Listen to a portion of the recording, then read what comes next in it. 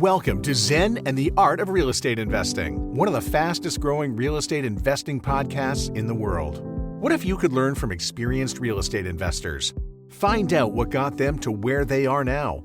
Get insight into their daily habits and take these insights to inspire your own growth. Each episode, Jonathan Green shares an in-depth look at the mindful approach to real estate investing. Jonathan is a lifelong real estate investor and the founder of Streamline, a data-driven, investor-friendly, independent real estate brokerage located in Madison, New Jersey. Whether you're looking to start from scratch, get to the next level, or just for a straightforward and honest approach to real estate investing, this is the free mentorship program you can take with you anywhere. Now, here's Jonathan. Thanks for showing up for another episode of Zen and the Art of Real Estate Investing. Our guest today is Jon Wells, a managing partner, real estate investor, and wealth strategist with over 25 years in real estate investment. He specializes in helping individuals achieve early retirement and build sustainable generational wealth. He's looking for a better way, and that's the company that he works at. We're going to get into it right now. This is episode 289 of Zen and the Art of Real Estate Investing with my guest, Jon Wells. Jon is a real estate matchmaker, syndicator, and realtor with A Better Way Realty, also a managing partner at Alpha Network. He's involved in a lot of asset classes, which we're going to talk about. Jon, welcome to the show. Thanks for having me. I'm excited to hear what you've been up to, and I've been following you a little bit.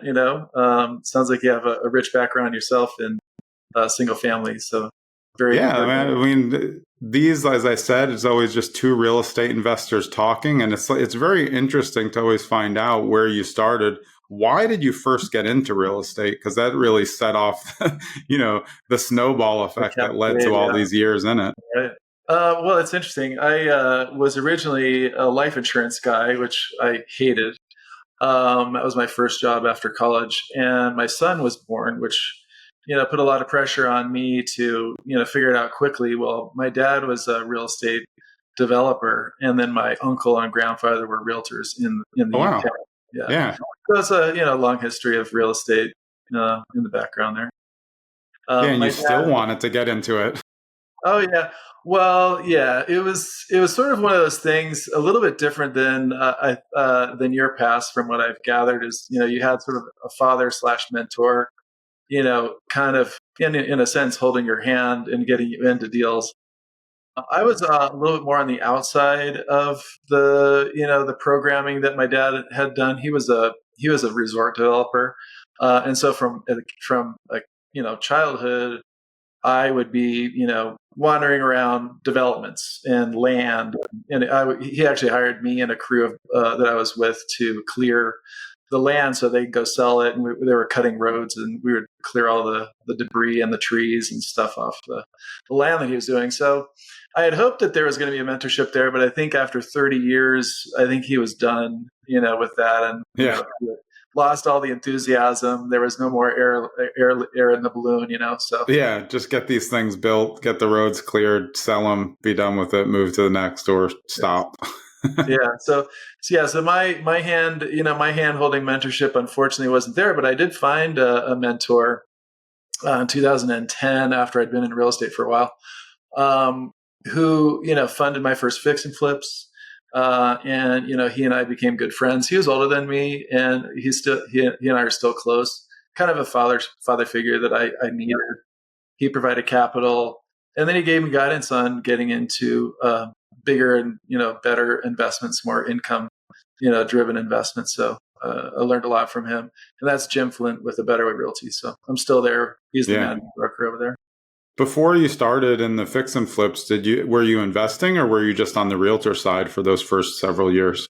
I invested pretty early. It's funny, they weren't great investments, because and what's funny about trying to do fix and flips, I was thinking about this right before we got on here, is you don't want to have a short-term goal on a long-term investment.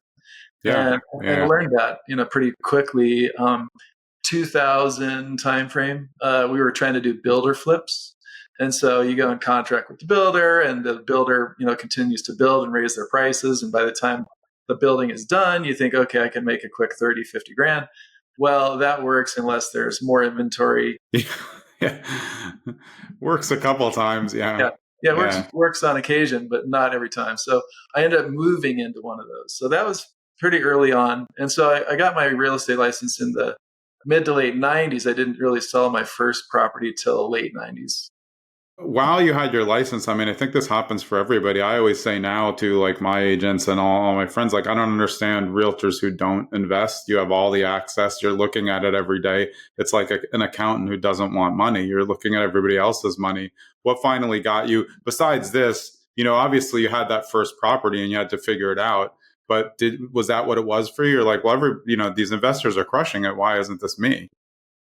Well, yeah, I think everybody, when you're, again, it's sort of like having inside information, Yeah. is what you're referring to it. And, you got all the keys to the kingdom, and why wouldn't you want to own? I think even during when I was taking classes for my real estate license, I was like, oh, I want to be that guy that buys the fourplex, and Yeah. house hacks. I mean, nobody even knew what house hacking was Yeah. 25 years ago. But yeah, wanted a house hack, and, didn't really go down the multifamily road. I was doing more single family. So my first property I bought in, I think right around 2000, and it had a basement that I wanted to finish. And I was really into the idea of fixing and flipping and adding values.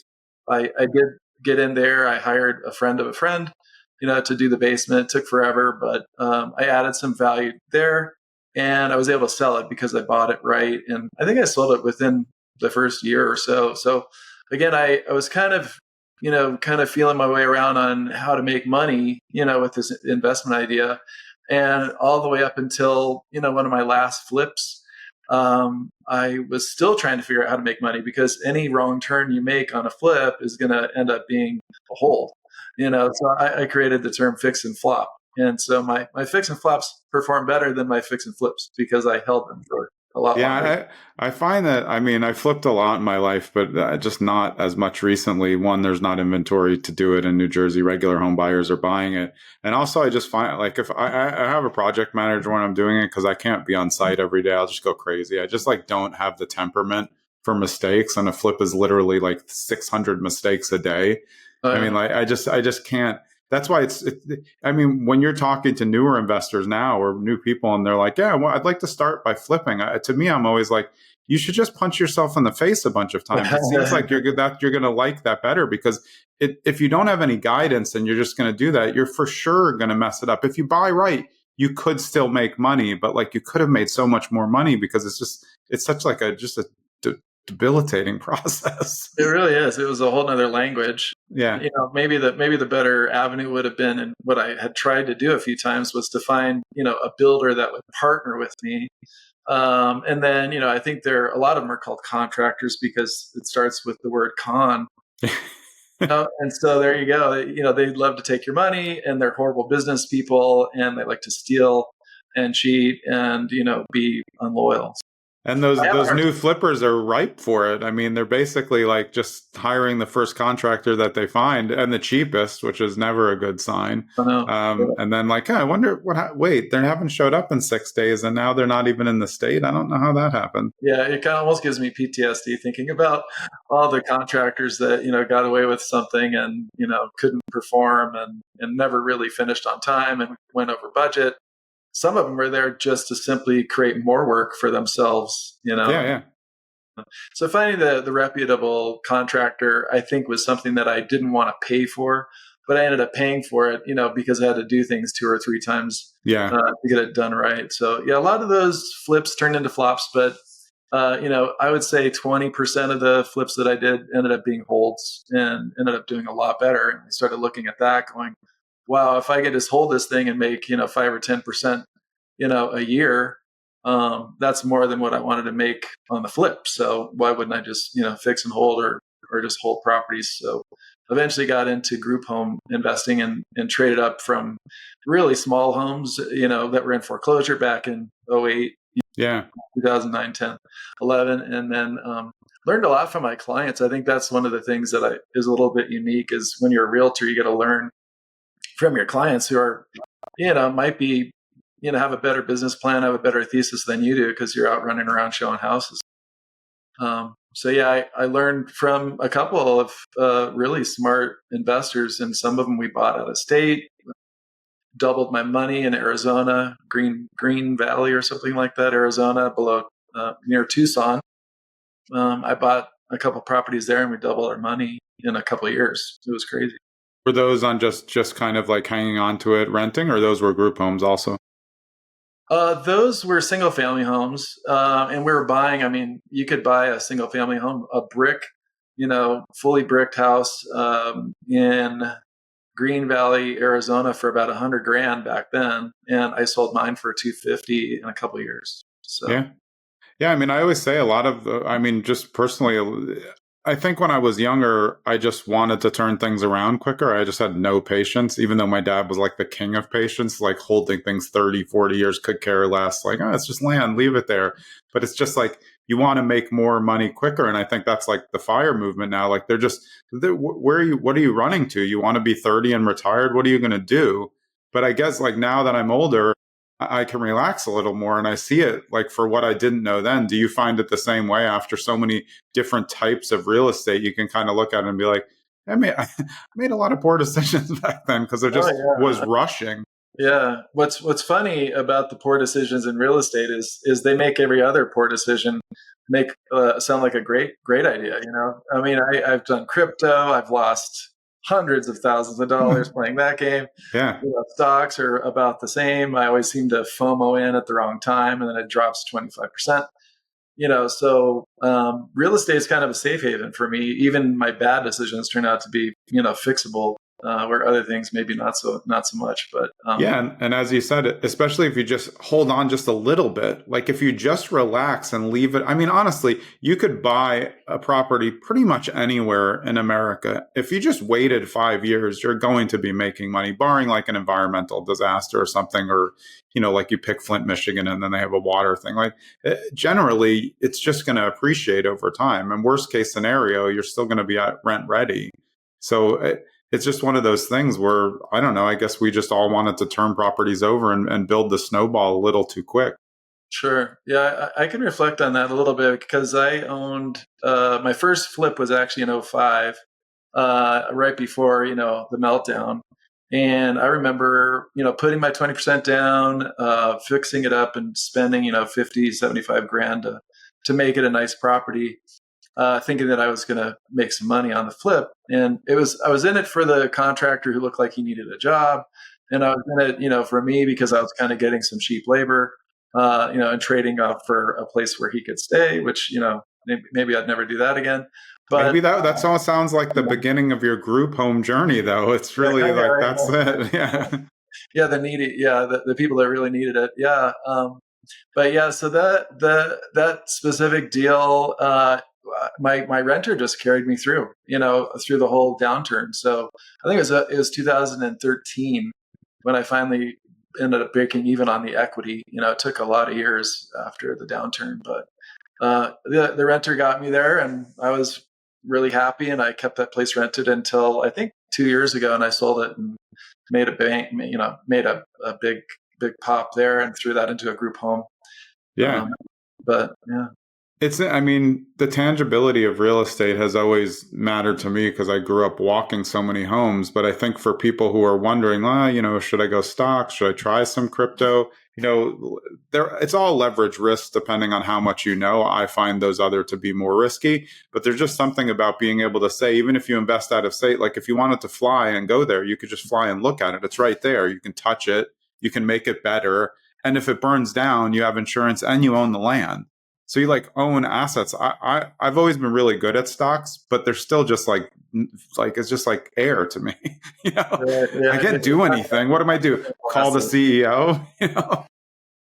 You mentioned something that I really that's gelling with me, and that is investing in what you know versus what you don't know. And I don't know what it is about these intangibles, but they're very difficult because when you're looking for instant gratification, it's there. Or when you start doubting yourself and you have buyer's remorse, it's hard not to just click the button and say, oh, well, now I'm out, but then it goes up 20%, and then you kick yourself. So But I think having a longer term horizon, no matter what you're doing, no matter what kind of investing you're doing, and investing for the long run is just, it gives you some space to breathe and also to make mistakes, and everything's going to be fine. But I think that's what I've learned more than anything is trying to learn the patience game. I wasn't born with it for sure. Yeah, that's just not part of us, most of us. But don't you think part of patience comes with also diversification of assets, trying a few, and then, as you were saying before, figuring out, like, hey, which are you best at? Which do you like? I mean, a lot of people are like, hey, I want to get a couple rental properties. I'm like, do you want to manage people? They're like, oh, I'm not a people person at all. I'm like, well, there goes 10%.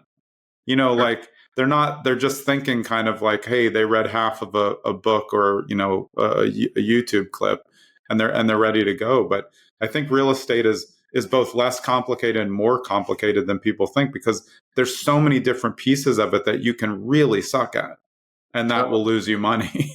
Right. No, and if you can be a special, if you can build a niche or become a specialist in any area, then you're going to do great.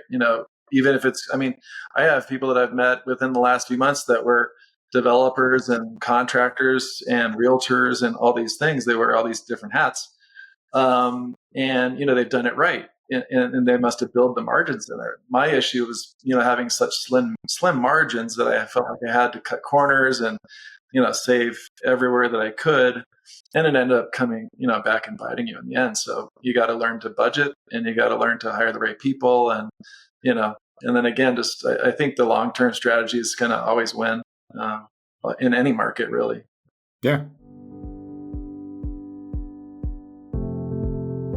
Hey, it's Jonathan. I hope you're enjoying this episode with Jon Wells. And if you're looking for that better way and you're out in the Denver area, this is Denver real estate investing classes, investing opportunities, buying or selling your home.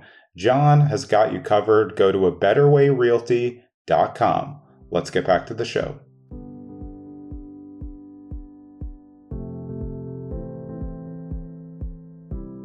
Why group homes? Was it the availability of these kind of oddity houses that work for group homes, and the prices? They don't work for everybody, I know that. Or was it like, hey, this group home system looks like a system that can work, from somebody that you may have met?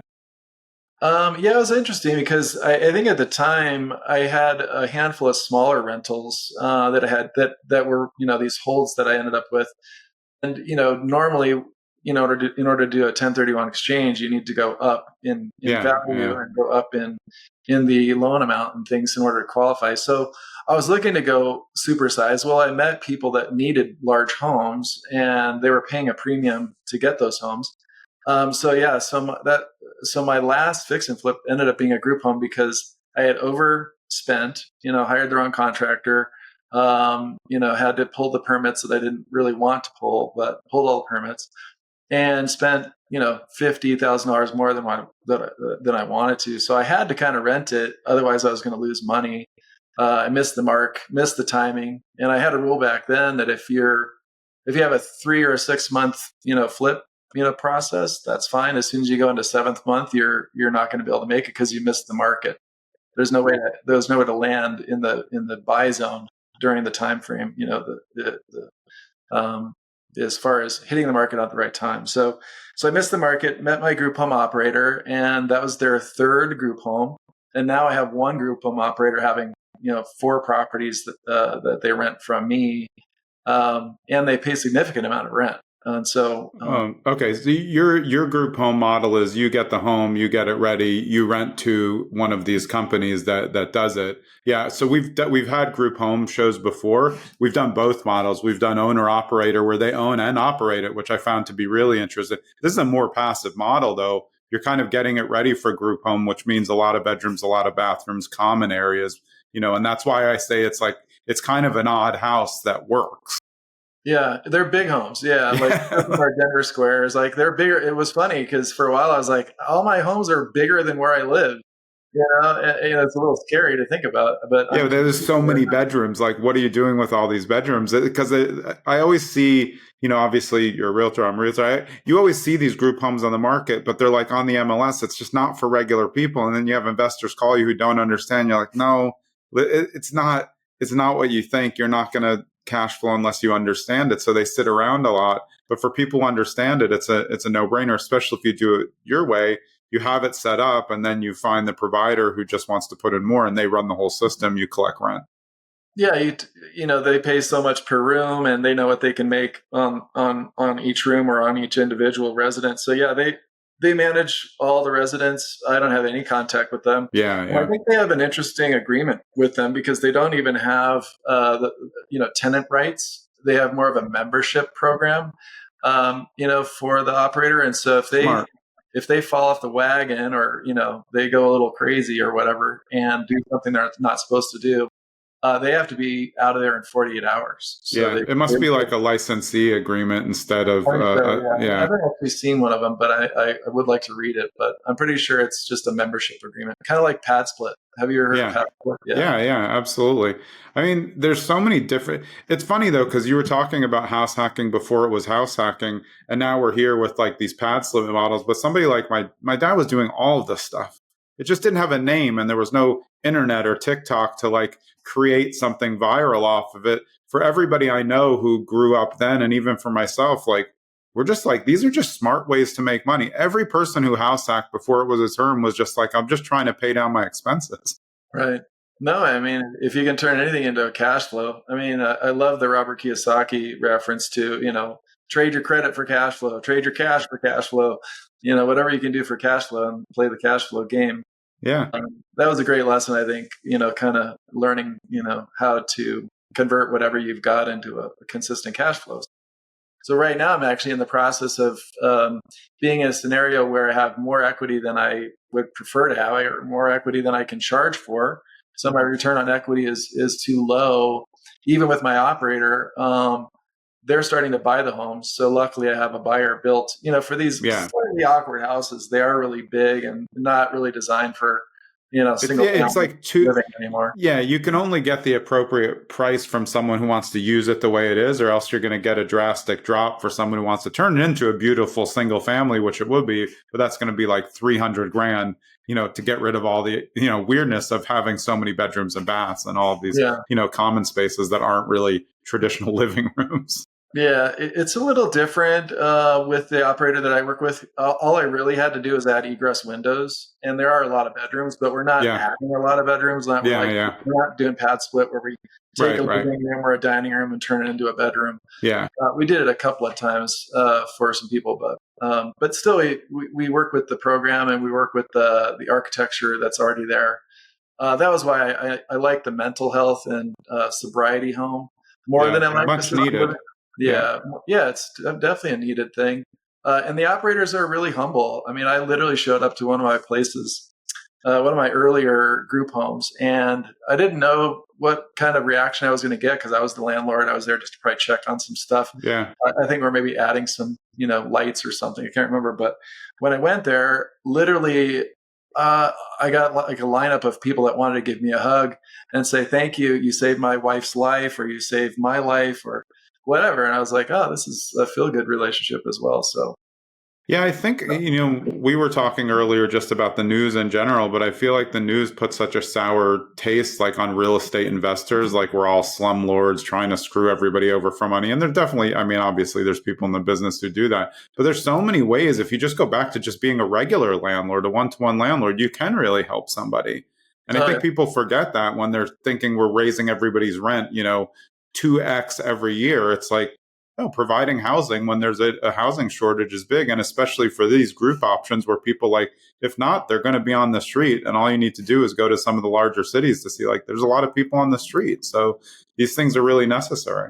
Yeah, I think one thing that's interesting is, I'm getting to know some of the build to rent builders, developers out there. And it's kind of sad, that the first time buyer product is kind of not even being, built anymore. I think, I can't remember his name now, but there's this concept of the forever renter. And, the first time buyer product is just not even being built. So I think it's, there's this thing that's going on with the economy where first time buyers are kind of getting left in the dust. And that is a very soft market. In Colorado, we've seen 20 and 30 40% drops in condos, which is weird because, it's that way in a recession. But I think right now it's just that demographic is being kind of, they missed the boat, Yeah. and they have to rent. And so they need a place to rent. So make it nice. And, there's builders building entire communities now for that demographic. So. Yeah, it's interesting though, because I feel like they're going to swing too much. Everyone's going to start doing BTR. And then at some point, of course, it's going to shift back. Rates will get better. There's more opportunity. Maybe people are making more money. Who knows with the economy? It's up and down every day. But it's still like, it's the same thing. Like with multifamily syndications, everyone went crazy, and then there was a problem because it's just like people just can't control themselves, just stay in the middle, like just relax a little bit. But I guess it's because it's so many people doing it that it just becomes this kind of, herd mentality when I would be worried.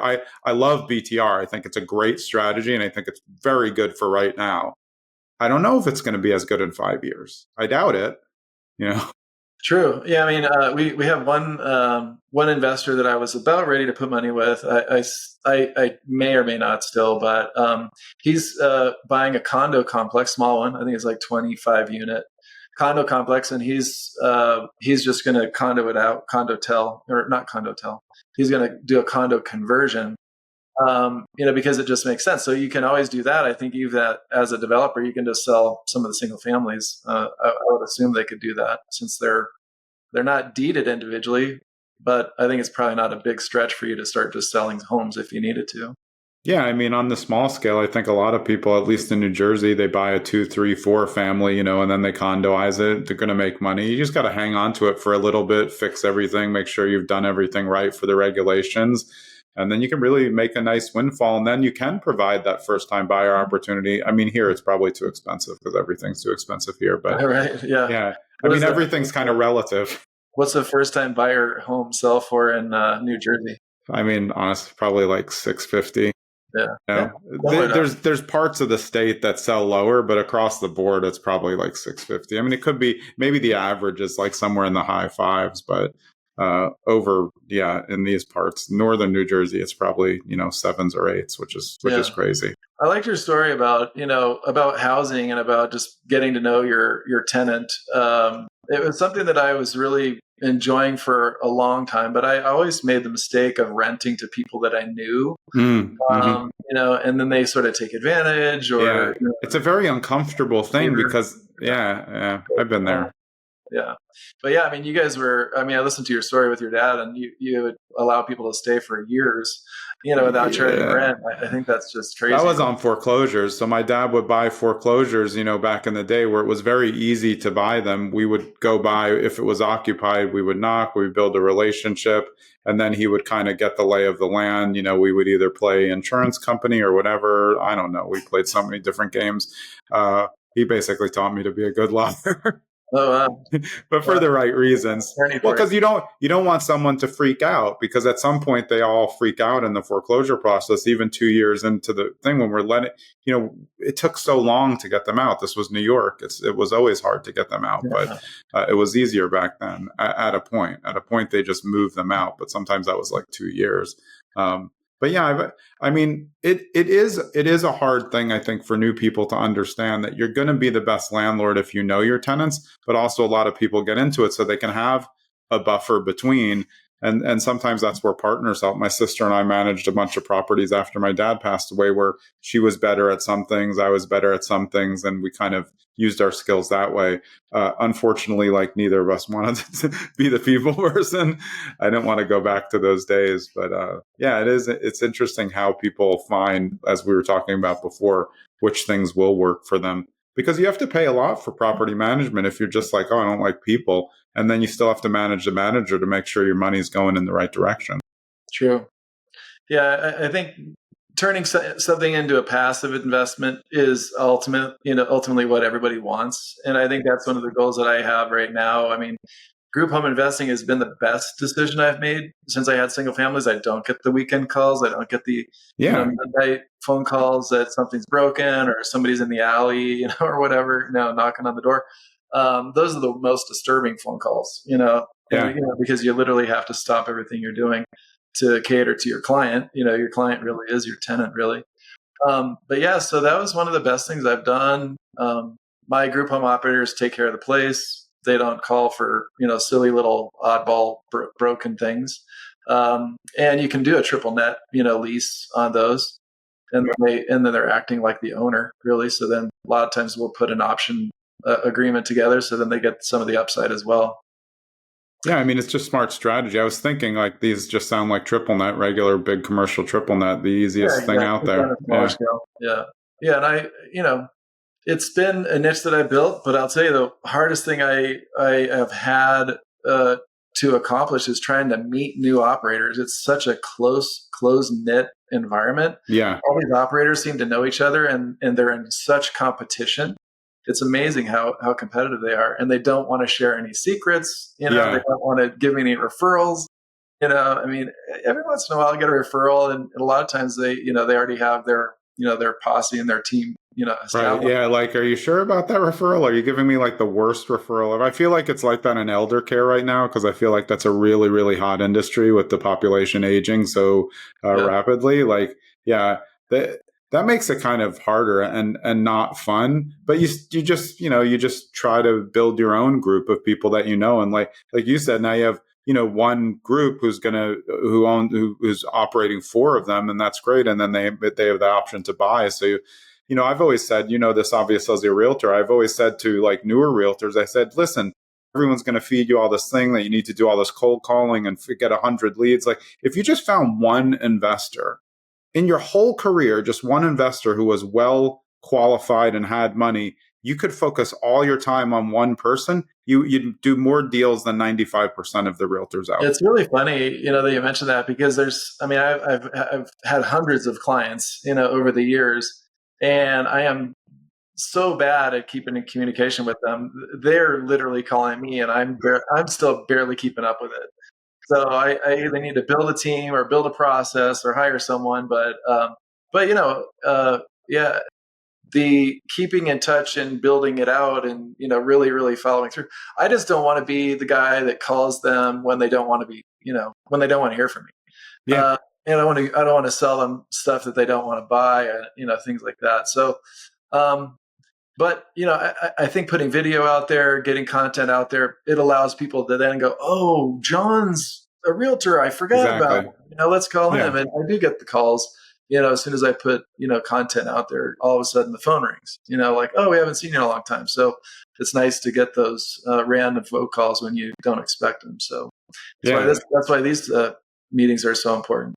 Yeah. But it's like there's so much chase involved in what people train realtors to do. And then you'll talk to someone and they're like, oh, yeah, I mean, my dad's friend, he owns 37 properties. Like all you should do all day is talk to him. Like go over, start working that relationship. Oh, but maybe I won't get a deal for 6 months. Well, what are you getting from your Ojo leads? Nothing. You don't even know what you're doing. That's why investors are so great. Instead of the people who you sell the house, they're not going to transact for another, 5 to 10 years. Investor closes one. He's like, cool, I'm ready for another. Right. That's where you can get the repeat business. And that's what I've always found interesting about the kind of relationship between realtors and real estate investors. And for those of us on both sides, I personally understand it because I remember when I didn't have my real estate license and I was an investor, I was like, boy, realtors suck. I mean, then I became a realtor and I was like, realtors suck generally, just percentage wise. But the few that understand investors and know how to work with them, they're really like invaluable. You just can't beat it. Yeah, it's funny you said that on another podcast. You said realtors suck, and I've had the exact opposite. I've only come across 1 or 2 realtors that were just like, I got to come to Denver. I mean, they had like 2. They had one. I want to say like a logo on an email, and then his logo on his contract was something completely different with a totally different company. I'm like, I'm not even going to bring it up. I'm just going to kind of get through this deal with this guy. But everybody else just seemed to be like a good business person. They'll sit down with you. I mean, I have a lot of respect for realtors. I've been doing this for I do too. I just like the good ones. I feel like at least the bar to entry is so low that I think people get in and they don't have the mindset to help people. So they have commission breath, which is obviously very common. It's okay if you want the commission, but if you want the commission more than you want to help someone, of course that's going to be an imbalance and they're going to feel it. And then you're not going to have a future client. So I've always been focused on, like you were saying, like future client, build relationships for life. But again, I learned that from meeting tenants when I was 10, and then knowing them when I was 20, and then still managing them after my dad passed away. We had tenants for, 30 years, which is crazy, but we did. And honestly, their rent was terrible, but we whatever. They've been there so long, we didn't have to do renovations on the place. It goes to the idea of, if you have a good tenant, you keep them, even if they're a little bit under market, you raise it a little bit, but you don't have to go in and redo it. They're comfortable the way it is. Yeah, your story reminds me of a gentleman that we've worked with, and he was approaching late 70s when we finally convinced him to do some triple net deals, and we bought some Family Dollars for him and traded his properties for some triple net. It was, at the time, it was a decent return, 6, 7, 8%. Yeah.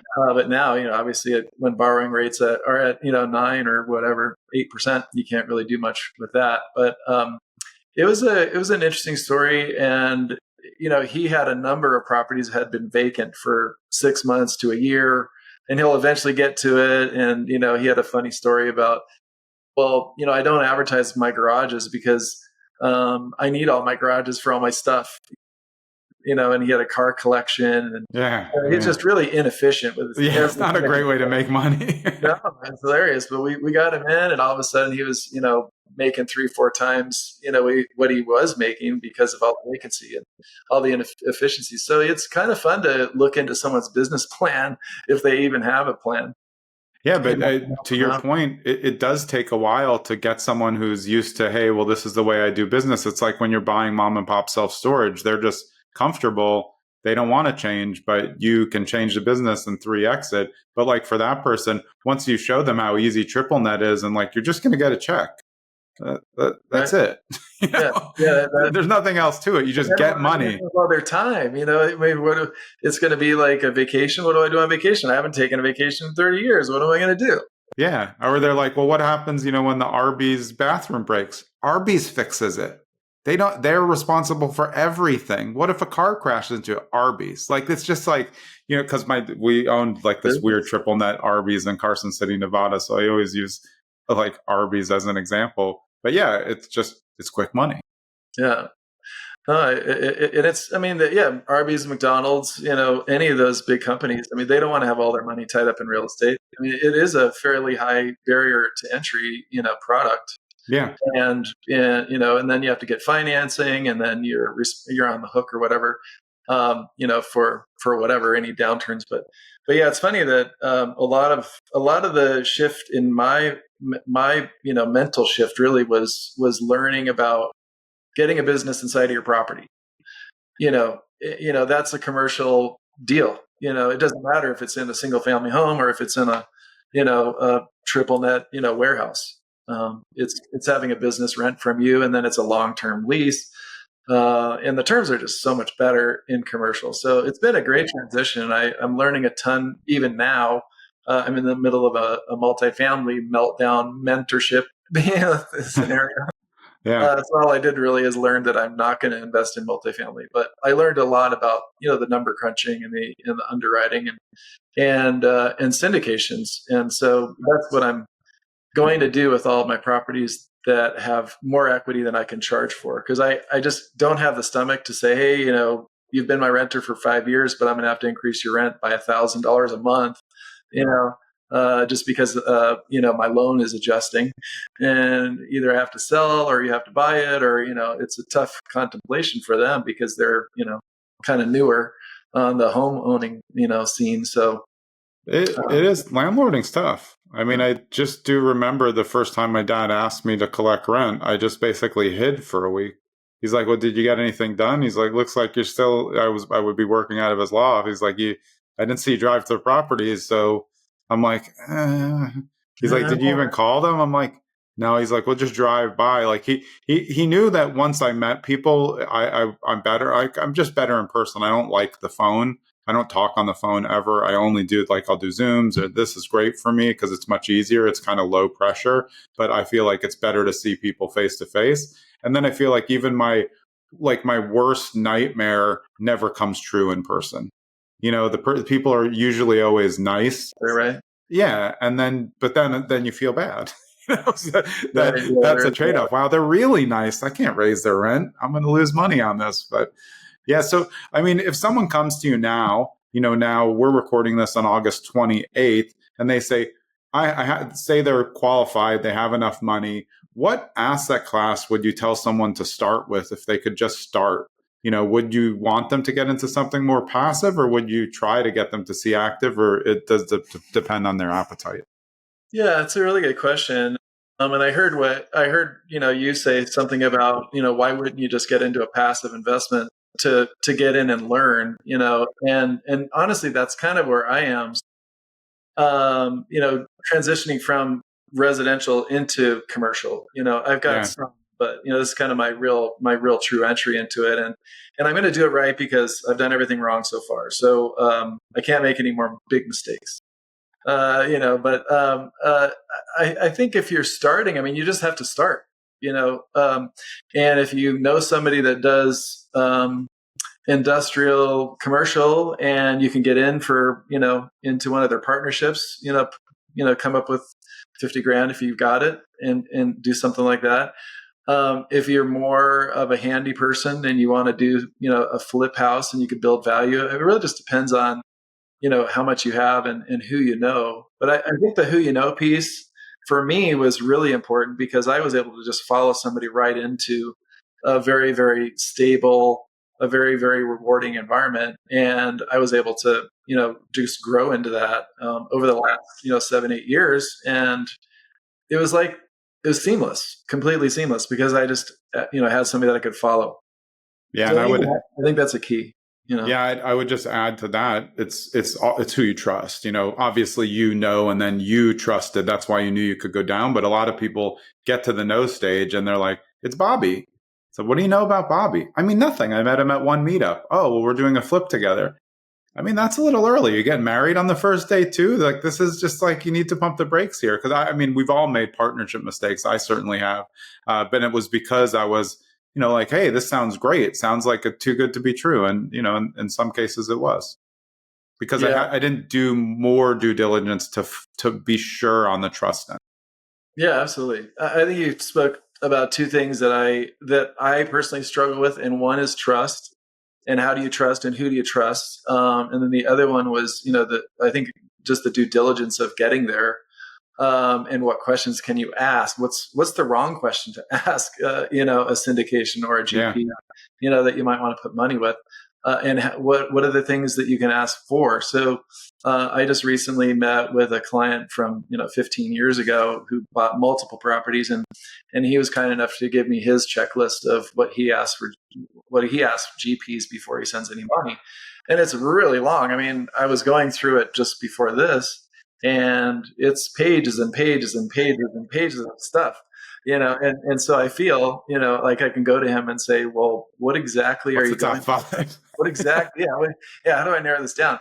But also, what are you after? What is the whole reasoning you're asking all these questions? Well, I think you're trying to de-risk anything you're doing. When you're giving somebody money, I mean, some of those PPMs are ridiculous. You read them and you're like, oh, I literally just put some money into a hard money fund. And it literally said the CEO can commit fraud and I have no recourse. It's like, oh, wow. Great. I've seen a few things like that. Yeah. So, yeah, I mean, that's where the trust part comes in, and also your personal appetite for risk, what you find risky and what you value. I learned honestly through this podcast about trusted operators and who I can invest with. I don't think I do that. I certainly don't have a list like that. I mean, I'm really concerned with only a few things, but I also pass on almost 100% of options that I get. I mean, they come all day, but I don't even really look if I don't know the operator. I actually don't look at all. It makes, why would I? Right. Well, you have a great network. And, I think not just knowing who you're investing with, but also knowing enough about it to be able to ask the right questions, be able to make it a tactile thing where you can kind of understand it and you don't have to sit there and randomly guess, even the questions to ask. So, you have to know enough about what you're investing in to feel comfortable and be able to sleep at night too, so Yeah. so hard money fund that I put, is hard money / private money fund. I'm like, well, I used to do loans. I understand the lingo. I understand the jargon. I can get in there and talk the talk and ask the right questions, and they're not going to freak out when I ask too many questions. I mean, that's the key. When you ask the question, it's really like, what's the response? The good operators are like, have a response right away, and that's whatever it is, bad, good. That's the response. Others, no answer is no money. Right? Yeah. If you don't know the answer, we're in trouble. When you turn away 100% of your deals, where do you go with your money? Are you still doing single family, like just what you know and what you do? No, I mean, yeah, hundreds the exaggeration, but it's a very, like, I'm in 4 multifamily syndications, about to go into a 5th, but 4 out of the 5 will be with one operator, because I've had a great time with them. We're doing great. So every time a new one comes up, I'm like, this is a no-brainer. I'm like, even tried to cap myself and say like, hey, okay, 4 syndications is enough, relax. And then another one came up. I'm like, this is, I have to do it for my kids. I look at syndications as a way to keep my money out of flipping, stop trying to be so active, park more of it. Cause I'm trying to get back into short-term rentals now, but on a very small scale, just because I'm kind of like it. And I think that's the kind of growth of my investment trajectory. I was active for a long time. Now I'm starting to understand passive, but because I have so much going in passive, at least in my context, it's like, okay, well, I like something a little active where I can have someone who helps me and, is a little bit more fun. I like hospitality. It's not a shiny object thing for me, because I'm not into shiny objects. They're actually, too bright for me, because if everyone's going that way, I'm looking for the like object that's absolutely turned off. I'm like, that might be interesting. That's more my style. Yeah. I mean, when they're shiny, they're complicated, the more, and they're also selling you something that, of course, that's why it's shiny, it's neon. Yeah, it's bright, it's in your face, and you're like, I don't even know the answer to those questions, so maybe I should just send you my money. Yeah, that's like just leaving the tenant in there for, $1,000 under market value. Awesome, man. Well, I've really appreciated speaking to you. Where is the best place for people to get in touch with you? Well, I do have a few, resources, free resources that we can drop in your content, on the link. So we'll provide those. And on LinkedIn, under Jon Wells Realtor, you'll find me, Jon Wells Realtor. You'll see a lot of content that we've been putting out there recently. So really enjoyed this. I hope we can, keep in touch, and I'll listen to some more of your episodes, because I learn a little bit every time I listen to another investor. Yeah, appreciate it. I always like talking to realtor investors. We can do referrals. We can find mutual clients. And I appreciate your perspective. It's great having you on the show. Absolutely. Enjoyed it. Yeah. All right. Yeah, that was Jon Wells of A Better Way Realty. I'm Jonathan Green. We'll see you next episode. Thanks for sticking around to the end so you can get a preview of who's coming up on episode 290 of Zen and the Art of Real Estate Investing. And it's Max Emery from Time Capital Bookkeeping and CFO Solutions. Real estate investing bookkeeping built for house flippers and wholesalers, decision-ready financials so you can move fast, stay focused, and grow profits. Can't wait for you to hear the show with Max coming up next time.